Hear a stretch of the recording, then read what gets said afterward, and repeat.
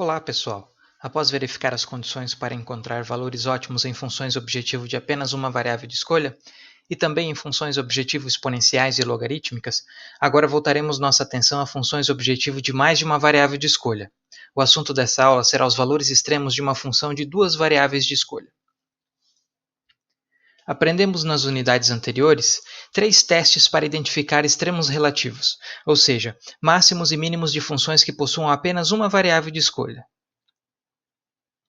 Os 3 testes possuem a mesma condição de primeira ordem para extremo relativo, qual seja, de que a primeira derivada deve ser igual a zero no ponto candidato a máximo ou mínimo. Nas aplicações de economia, normalmente utilizamos o teste da derivada segunda, cuja condição de segunda ordem para máximo é de que a derivada segunda seja menor que zero no ponto estacionário. Já para mínimo, a derivada de segunda ordem deve ser maior que zero. As condições de otimização foram expressas até agora em termos de derivadas. Para problemas de otimização com mais de uma variável de escolha, será útil conhecer as condições de otimização em termos de diferenciais, pois ela pode ser aplicada independentemente do número de variáveis de escolha.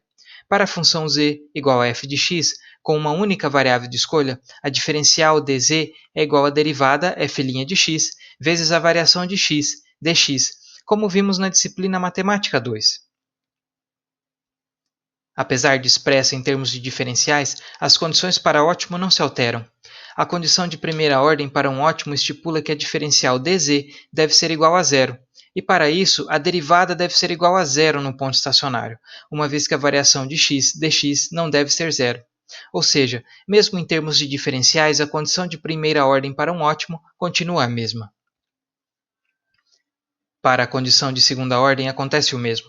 A diferencial de segunda ordem de z, d2z, é igual à derivada segunda de f de x vezes a variação de x ao quadrado, dx quadrado.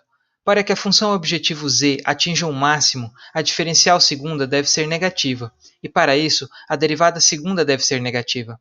Já para o mínimo, a condição é que d2z seja positiva, tendo para isso que a derivada segunda seja positiva.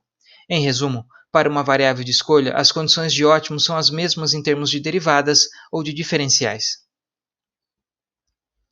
Vamos expandir a nossa análise em busca de pontos ótimos, considerando agora uma função objetivo z que dependa de duas variáveis de escolha, x e y. Observe no gráfico a representação de um máximo na imagem A e de um mínimo na imagem B quando temos duas variáveis de escolha. Assim como no caso de uma variável, existem situações que podem ser confundidas com pontos candidatos a ótimo, como no ponto de sela, na imagem A, e o ponto de inflexão, na imagem B. É por causa dessas possibilidades que precisamos de uma condição de segunda ordem. Como dito anteriormente, as condições para máximo e mínimo em termos de diferenciais serão as mesmas independentemente do número de variáveis de escolha, ou seja, como condição de primeira ordem, a diferencial da função objetivo, nesse caso dz, deve ser igual a zero no ponto crítico candidato a máximo ou mínimo. Para máximo, a diferencial de segunda ordem deve ser menor que zero, e para mínimo deve ser maior que zero. Verificamos que, para o caso de uma variável de escolha, os sinais assumidos pelas diferenciais dependem das derivadas. Temos de fazer o mesmo quando temos duas variáveis de escolha. Para a condição de primeira ordem, constatamos que a diferencial total da função z igual a f de xy será igual à soma do produto das derivadas parciais com suas respectivas fontes de variação. Como a condição de primeira ordem requer que a diferencial seja igual a zero, isso só será possível quando ambas as derivadas parciais de primeira ordem forem iguais a zero, dado que as variações de x, dx e de y, dy não podem ser ambas iguais a zero. Para a condição de segunda ordem, temos de calcular a diferencial total de segunda ordem. Observe que, assim como no caso de uma única variável de escolha, ela também envolve a obtenção das derivadas de segunda ordem. Note, no entanto, que no caso de mais de uma variável de escolha, teremos o que é conhecido como derivada parcial cruzada, quando derivamos a primeira derivada de x em relação a y, por exemplo. Para que a diferencial total de segunda ordem seja positiva ou negativa, é preciso que os sinais e os valores das derivadas de segunda ordem sigam uma sequência específica. Caso contrário, será caracterizado um ponto de sela ou de inflexão. Podemos, assim, estabelecer um teste para extremo relativo para uma função objetivo com duas variáveis de escolha. Vejamos um exemplo. Temos de encontrar o valor ou valores extremos da função z igual a 8x² mais 2xy menos 3x² mais y² mais 1. Para atender a condição de primeira ordem, lembre-se de que temos que encontrar as derivadas parciais e igualá-las a zero para encontrar os valores críticos de x e y. As derivadas parciais com relação a x e a y são respectivamente. Como temos duas equações e duas incógnitas, x e y, podemos resolver o sistema para obter os valores críticos. Primeiro, por conveniência, a partir da derivada parcial em relação a y, identificamos que o valor de y é igual ao valor negativo de x.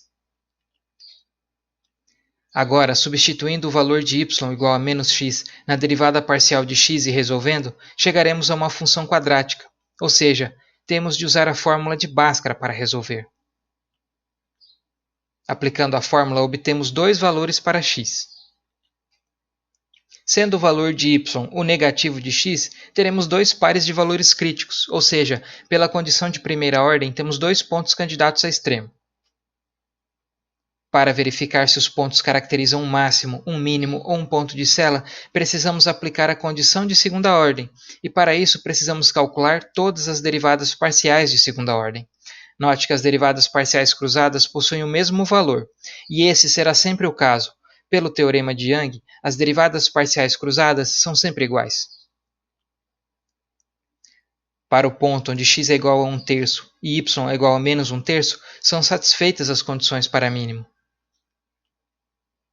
Já para o ponto onde tanto x quanto y são iguais a zero, as condições para máximo ou mínimo são violadas, portanto, o ponto caracteriza-se como um ponto de Sela.